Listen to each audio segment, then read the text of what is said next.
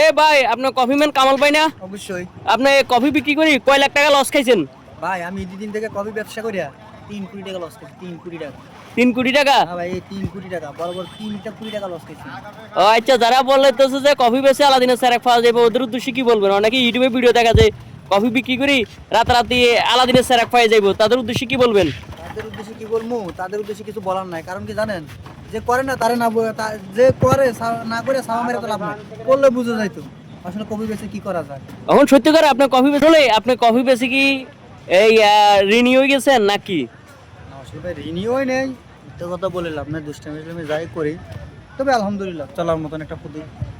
মানে পরিশ্রম করলে চলার মতন সচ্ছলভাবে চলার মতন চলা যায়। আর যারা বলতেছে যে কফি ব্যবসা করি রাতারাতি আলাদিনের স্যার পাওয়া সম্ভব, মাসে 60,000 টাকা 80,000 টাকা 1 লাখ টাকা, তাদের উদ্দেশ্যে কি বলবেন? অনেকে এরকম জাকজমক ইউটিউবে ভিডিও বানাইছে, আরে তাদের উদ্দেশ্যে কি বলবেন? তাদের উদ্দেশ্যে বলবো যে আপনি একটা ব্যাগ বিক্রি করার জন্য আরেকটা মানুষের মিথ্যা আশ্বাস দেওয়াটা উচিত না। আপনি একটা ব্যাগ বিক্রি করে তো 1,000 টাকা লাভ করলেন, এই 1,000 টাকার জন্য আরেকজন মানুষের মিথ্যা আশা দেওয়া উচিত না। হ্যাঁ, আপনি এটা বলতে পারেন যারা বেকার আছেন, কাজকর্ম পাচ্ছে না, চাকরি বাকরি পাচ্ছে না, তারা সামরিক সময়ের জন্য সচ্ছলভাবে পরিশ্রম করলে সচ্ছলভাবে চলতে পারে। আপনারা এই ব্যবসাটা করতে পারেন। যে আপনি 80,000 1 লাখ 50,000 মিথ্যা কথা বলি ব্যবসাটা করেন, দৈনিক 2,000 টাকা ব্যবসা লাভ। এটা মিথ্যা কথা। এটা হচ্ছে কি মিথ্যা কথা, বোকাস কথা। এই যে যেমন দিনে 3টা গরম শোধনে মানুষ এটা ফানি খাইবে, টাইম পায় না, এই কফি খাইবো। এটাই তো কথা। এই যে দিনের 3টার সময় আসছি, এখন বাজে কটা? রাইতের 10টা প্লাস হয়েছে, এখন পর্যন্ত 600 টাকা বিক্রি করতে পারিনি।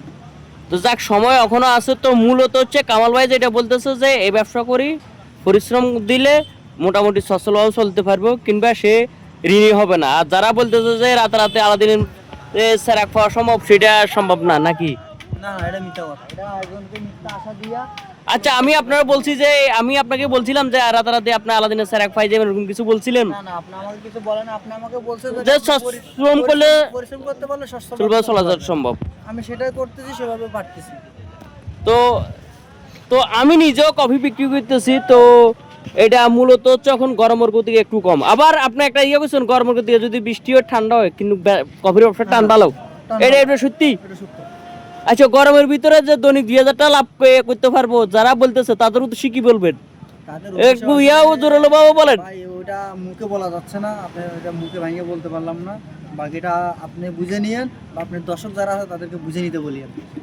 তো দেখছেন, মূলত হচ্ছে কামাল ভাই যেটা ফেটতে গেলে উনি কিন্তু ঈদের দিন আরেকটু খারান, ঈদের দিনে ব্যবসা শুরু করছে। তো উনি যেটা বলতেছে মোটামুটি যে আমার চাকরি নাই, ওই হিসাবে আমি সচ্ছলভাবে পরিশ্রম করে সচ্ছলভাবে চলতে পারতেছি।